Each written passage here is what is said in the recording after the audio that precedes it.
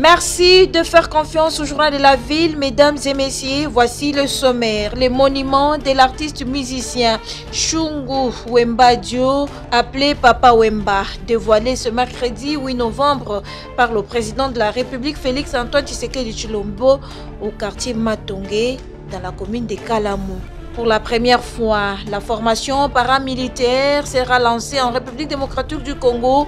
Les étudiants congolais des différentes provinces seront formés sur les techniques de guerre en cas d'agression. La formation sera lancée par le ministre de l'Enseignement supérieur et universitaire à Kisangani. C'est tout pour les sommaires. Mesdames et messieurs, encore une fois, bienvenue dans ce journal. Merci beaucoup.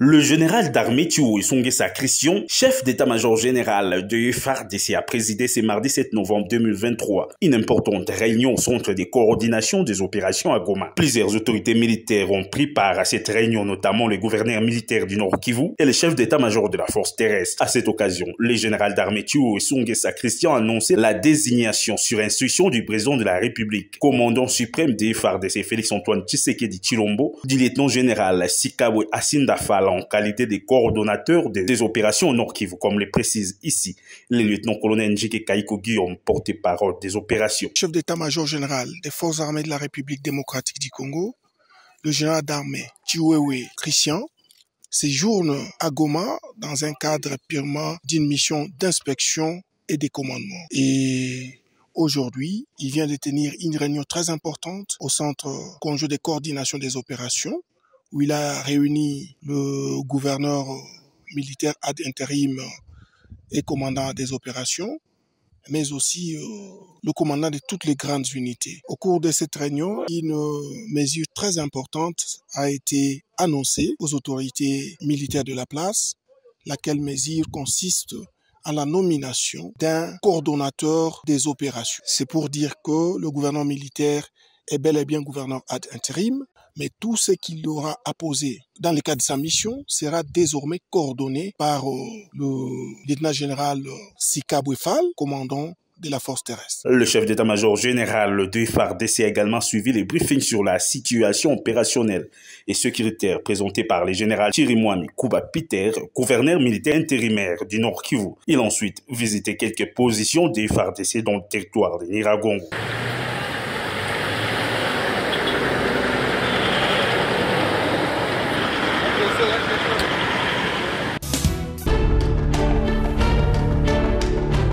C'est au moins un total de 50 étudiants venus de l'Institut supérieur des techniques appliquées ISTA Goma qui sont attendus dans la ville de Kisangani afin de participer au lancement officiel de la formation paramilitaire qui sera lancée par le ministre de l'Enseignement supérieur et universitaire Mouindo Nzangi Butondo.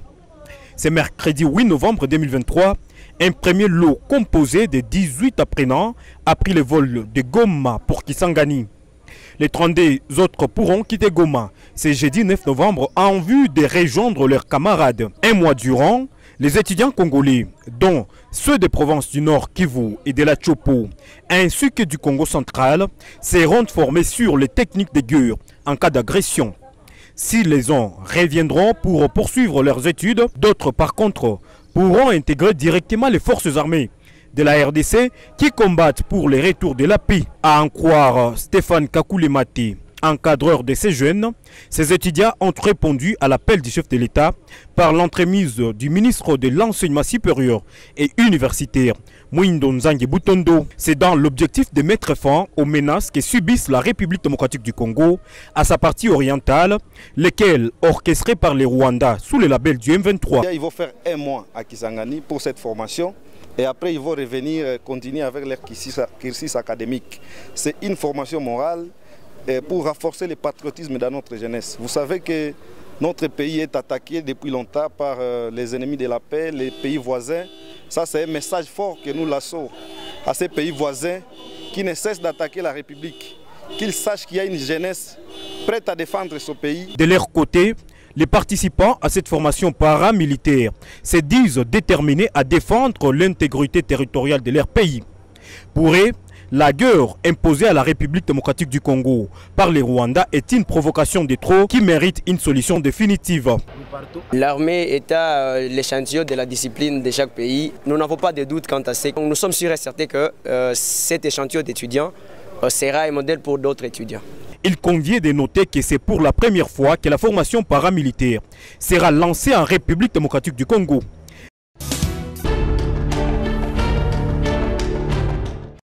Le président de la Commission électorale nationale indépendante, Denis Kadima, est en mission officielle à Séoul, Corée du Sud, depuis ce lundi 6 novembre 2023, dans le cadre de la finalisation de la production du matériel électoral commandé à la société coréenne Miru System.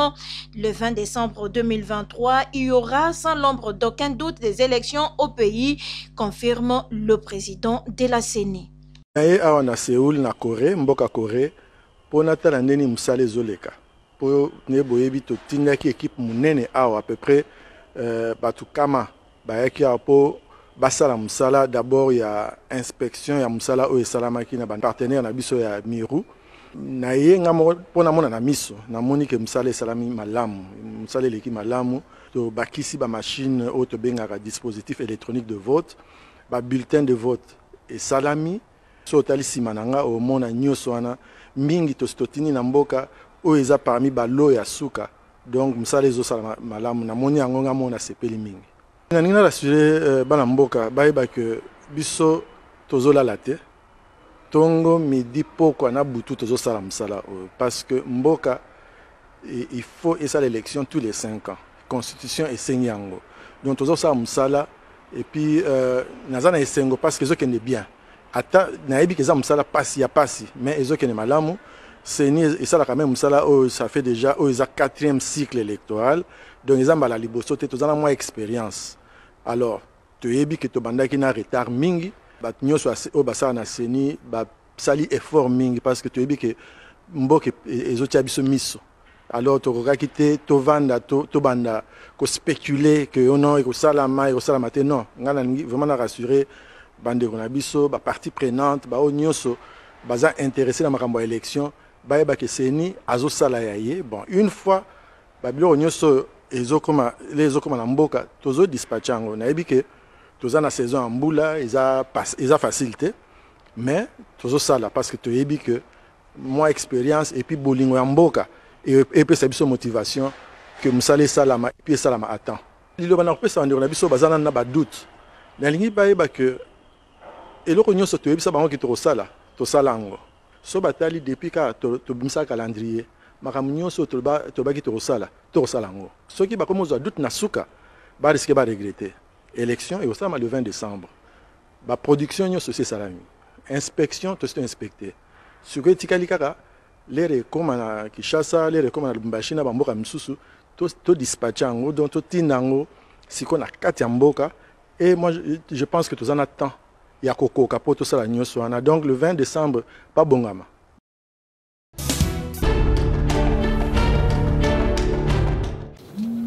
Est nommé directeur général de la Direction générale des recettes de Kinshasa, DGRK en sigle, M. Miché Moussaka Mayelenkai. Prévu le samedi 4 novembre 2023, la cérémonie de remise et reprise entre le directeur général sortant de la Direction générale de recettes de Kinshasa, DGRK, Edi Mfumompoko, et le directeur entrant, Miché Moussaka Mayelenkai, n'a pas eu lieu. Pour cause, l'absence du DG sortant ni sa représentation. Venu pour diriger la cérémonie, le ministre provincial des Finances, Félicien Koulou-Tantoula, a en présence du secrétaire exécutif du gouvernement provincial et de tous les agents et cadres de la DGRK, ainsi que des membres du cabinet du gouverneur venus pour la cérémonie, fait la lecture de l'arrêté du cabinet du gouverneur de la ville, Jontini Ngobila, du 13 mars 2023, portant nomination d'un directeur général à la DGRK, et c'est avant que le secrétaire exécutif du gouvernement provincial établisse un PV de carence de la cérémonie de remise et reprise, due à l'absence de M. Edi Mfumompoko Et c'est malgré la lettre de notification lui adressée par le ministre provincial de Finances par sa lettre du 2 novembre 2023, lettre réceptionnée par le service du directeur général sortant, lui demandant de préparer les dossiers et afférents pour la dite cérémonie. Je constate que le DG n'est pas représenté, lui-même non plus n'est pas là. Le secrétaire exécutif, vous êtes en droit de constater la carence et nous devons maintenant utiliser les moyens de droit pour que la remise et reprise soit faite et que l'installation du nouveau DG soit effective. Les moyens de droit, c'est ce qu'ont fait les huissiers de justice de la Cour d'appel de Kinshasa-Gombe. C'est lundi 6 novembre 2023 qui ont été présents au bureau du directeur général sortant pour répertorier tous les documents laissés par ces derniers, les meubles et les véhicules. Après le travail minutieux fait par les huissiers de justice, un procès verbal a été établi et les clés du bureau ont été remis au nouveau patron de la direction générale de recettes de Kinshasa. Le DG a un pouvoir que le président de la République nous a donné. On est en train d'exécuter au nom du président de la République. Je vous remets votre clé du bureau. Merci beaucoup, madame.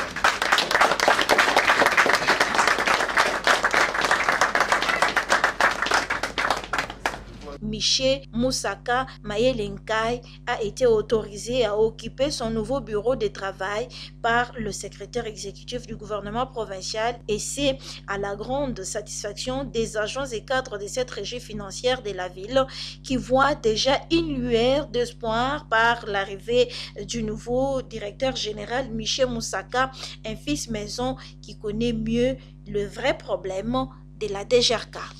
Monsieur le DG, en fonction des prérogatives qui me sont données par l'arrêté du gouverneur qui me nomme comme secrétaire exécutif du gouvernement provincial, je vous installe dans votre nouveau bureau en tant que DG de la DGRK. Il n'y a pas de discours à faire ici, vous êtes un enfant de la maison, c'est que nous attendons de vous, c'est la mobilisation accrue des recettes.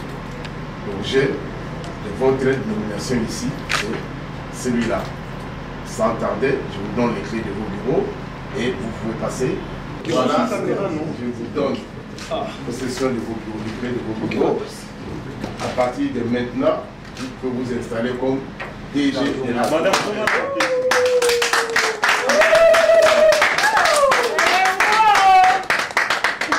Je déclare ouvert la première édition forum sur la taxation du tabac à l'EPC. La fiscalité du tabac en République démocratique du Congo, état des lieux et enjeux, c'est le thème retenu pour la première édition du forum annuel sur la taxation du tabac en République démocratique du Congo qui s'est ouvert ce mardi 7 novembre 2023.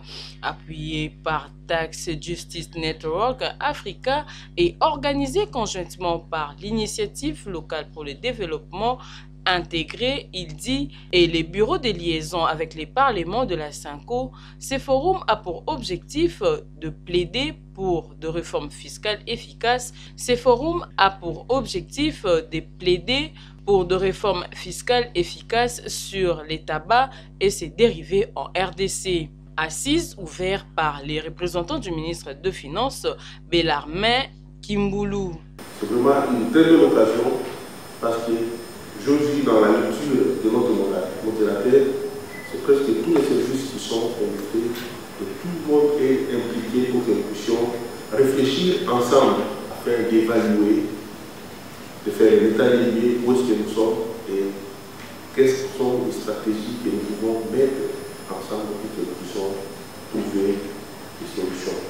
Juste après le mot d'ouverture, les panélistes du jour ont décortiqué la problématique du système de taxation actuel sur les tabacs, interférence de l'industrie du tabac et les commerces illicites du tabac dans le pays. Plus de précisions avec les organisateurs du forum. Le but de notre premier forum annuel sur la taxation du tabac en République démocratique du Congo, c'est de poser un diagnostic sur les systèmes fiscaux du tabac ici au pays, en déceler les faiblesses pour proposer des réformes qui vont nous donner un système beaucoup plus efficace. Notre souci, c'est que les recommandations que nous avions soulevées pendant l'année dans nos activités, dans nos documents de plaidoyer que nous avions pu déposer, puissent être prises en compte dans les discussions de révision du Code des assises.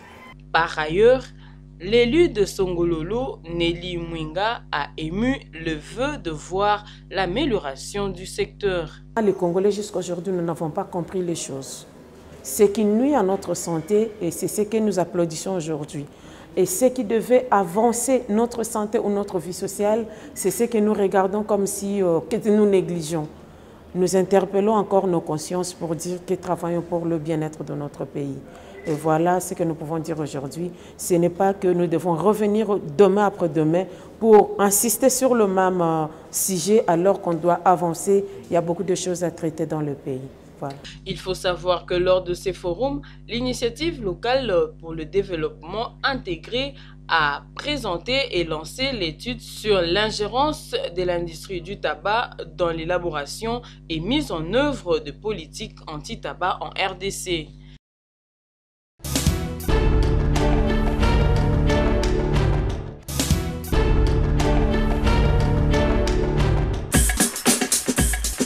Nous sommes arrivés à la fin de ce journal de la ville, mesdames et messieurs.